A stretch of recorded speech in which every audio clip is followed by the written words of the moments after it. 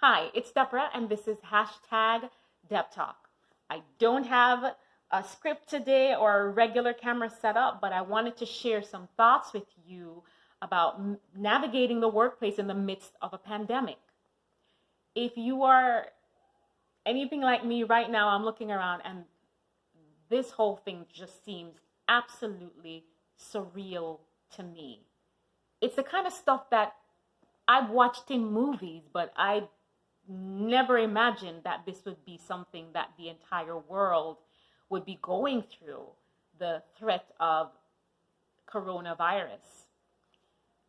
This sense of surrealness brought me back to when I was in high school in Jamaica. I went to an all-girls high school called St. Hugh's High. We had this very large gym, and so girls were walking up and down there in their green tunics and white blouses because we wore uniforms. It was a regular day. You had clusters of girls here laughing, other two over there giggling, just regular stuff that teenage girls typically do. It was a normal day. It was calm.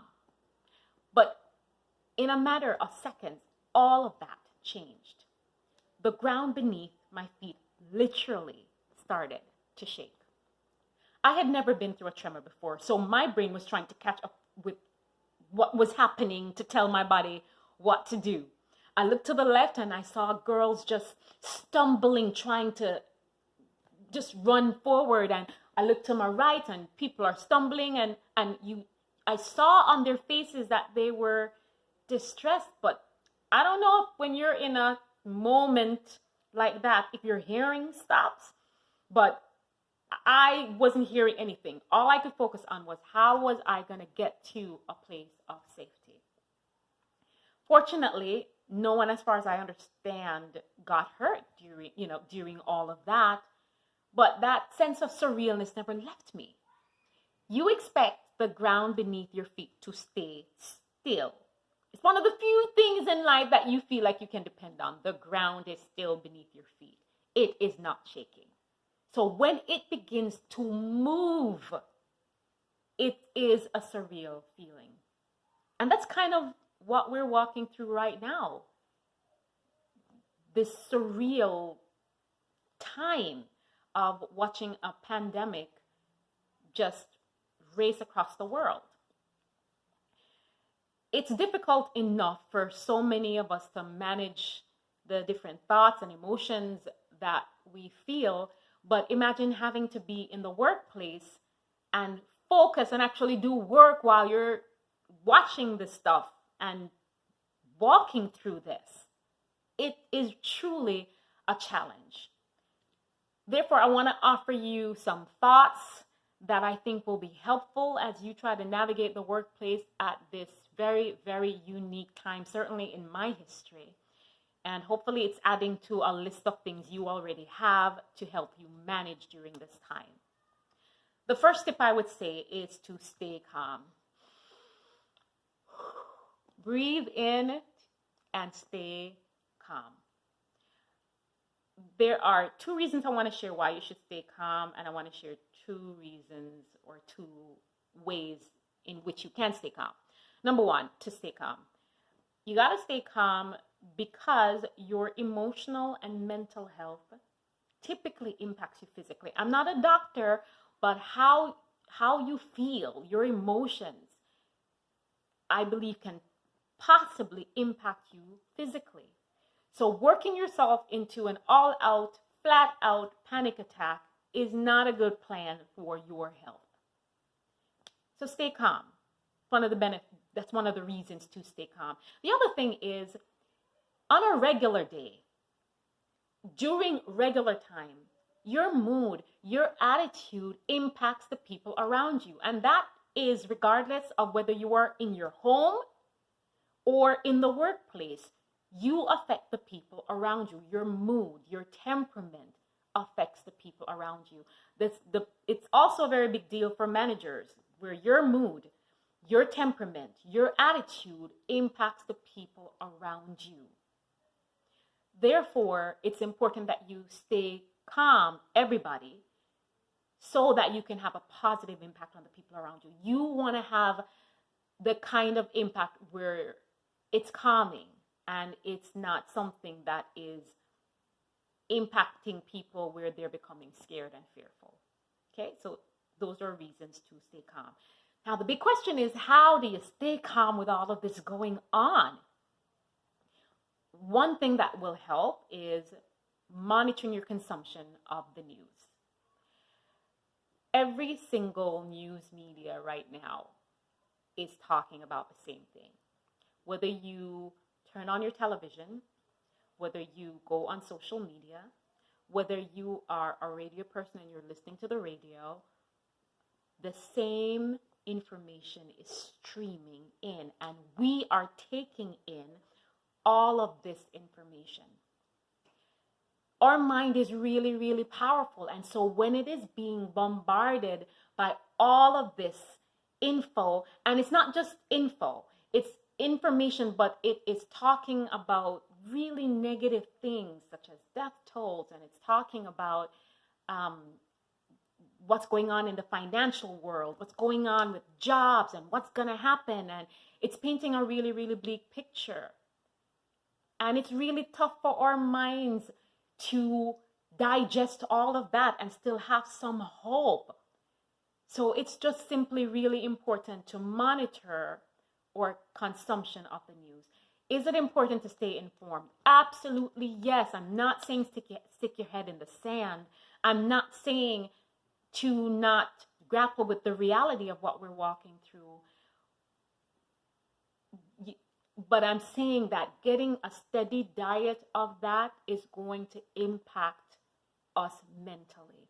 It can be a matter that once you wake up in the morning, you're on your cell phone and you're following every single update on the coronavirus from morning until evening. That's going to affect your mental health.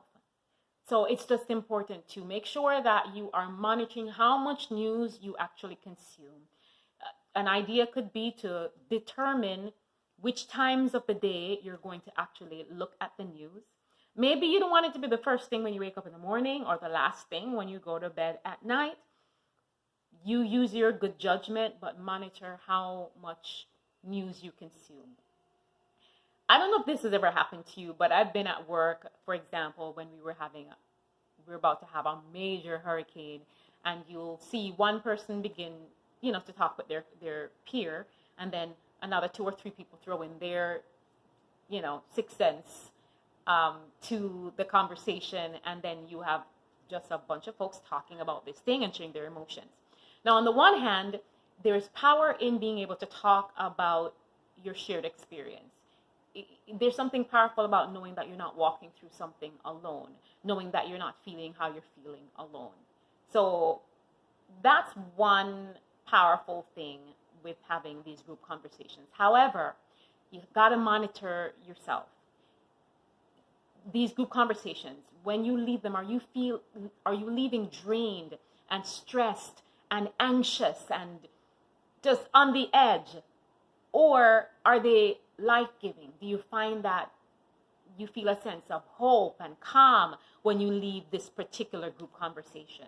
Monitor which one. If you don't leave in a state of calmness, if you are stressed out and depressed after leaving the conversation, then you want to consider shutting that down completely. Just leaving, and if you get a chance to wear headphones at work, putting your headphones in and doing something else.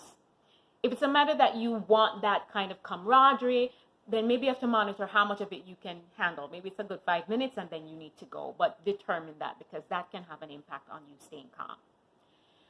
So that's staying calm.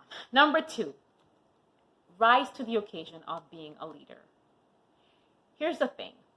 Leadership is not just about having a title. You know that.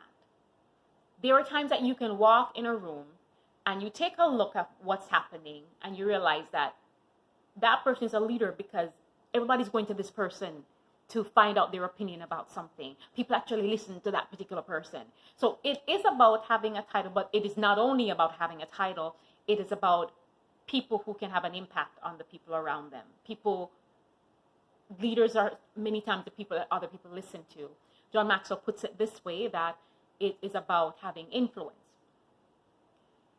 In this time, it is so important for you to rise to the occasion of being a leader. Not only calm yourself down, but actually get to the place where you can help to be a calming force to the people around you. When someone comes into your presence in this time, if they come with fear and if they come with trepidation and just feeling unsure, don't throw gasoline on that. Be that person that they leave better than when they came. Be the kind of person that will say, hey, all that's within our power to do, let's do what we can do. Let's take the precautions that have been recommended by the CDC, by the World Health Organization, by our states and counties, or by our countries. Let's take the precautions that we need to take. Let's do what's within our power to do. And as for the rest, you can't control the rest. So just focus on what you can control. And maybe if you feel like it, you could take it a step further and say, you know, what the silver lining in this is that we get a chance, if we have to work remotely, for example, to spend time with our families.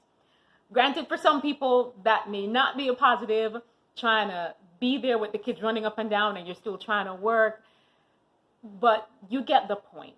Be the kind of person where you're not only leading yourself, but you're getting to the place where you can lead others by being a calming force, by ensuring that when they come into your presence, that they leave better than when they came.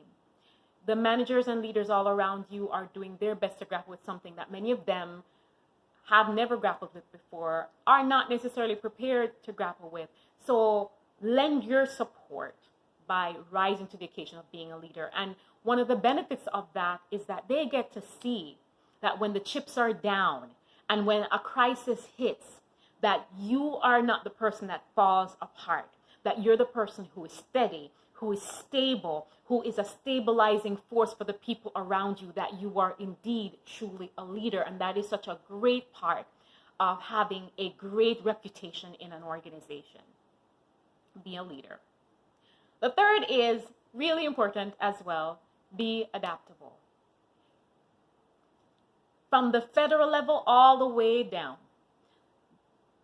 information is coming in fast and furious. Folks are having to change directions fast and furious. We'll hear information from the federal government, from our state government, and the point is that everybody is trying to respond to something that they have no control over. And so ultimately your organization is impacted. And they're going to be sharing instructions with you. At one point it may be to go this way, and then in another moment they have to make adjustments. Be the kind of person who is adjusting as you need to. It's kind of like palm trees in Florida. Every so often, including last year, there's a threat of a hurricane. And you see these palm trees bending in the midst of a storm, but they're standing still at the end, as opposed to those trees that are very stiff and steady. Many times those trees break. So you got to be able to bend in the storm and be flexible as things are changing. You want to be the kind of person that your coworkers and your managers and the people around you are like, whoa, it is so cool working with this person. We have to make so many changes, but this person is so flexible. It is a relief working with that person, as opposed to an individual who is simply negative. Every idea that is suggested or every change that has to be made, the response is, oh my goodness, why do we have to be going through all of this? Or that's not going to work. We've never done it that way before. None of that is helpful. And change at this point is imperative. We have to adapt. You have to adapt. So be that person who is adaptable, who is bending with the changes, doing what you need to do to be a help to your peers and to help your organization, who is also trying to stand by its team members as well as still function as a business that helps to provide employment for you. A big thing for me, pretty much going through life, but especially in times of a crisis, is my faith. That's what keeps me steady. I got to lean into my faith during this time because it gives me faith, it gives me hope, it strengthens me, It causes me not to give in to fear or to be in a state of anxiety. That's what steadies me. That's what allows me not only to get encouragement for myself, but to be able to get enough to encourage other people. In summary, during this unprecedented time, which it shall pass, it's important that you take a couple of steps to help to maintain your mental health and to navigate what is a very unusual workplace at this point. And it's staying calm, because your emotional and mental state impacts you physically. Your mood and your attitude and your disposition also impact the people around you, and you want to have a positive impact on those who are around you. So stay calm. How you stay calm is by ensuring that you are monitoring how much news you consume. Stay informed, but ensure that you're not being so inundated that it's messing with your mental health. Because realistically, we can't tell all the news people out there to just stop reporting. You have to monitor how much you take in. The other thing is, many conversations occur. Ensure that those conversations are life-giving instead of ones that are sapping the life out of you and causing you to feel anxious and discouraged. Rise to the occasion of being a leader in this time. Calm yourself, but be a force for helping to calm and to support other people, support managers, to support the leadership in your organization. Be adaptable, because right now you got to be. You have to be able to adapt to the many changes that are happening. And some of those changes perhaps will have long-standing impacts. So you may have to adjust for a while, but be adaptable. I believe and know, and I'm confident that you can do that. Please know that I'm praying for my family, and I'm praying for your family as well. Take care. God bless you. Please have a fantastic work week. Even if it's an altered workplace, just have a wonderful work week and make the very best of it, because this too shall pass.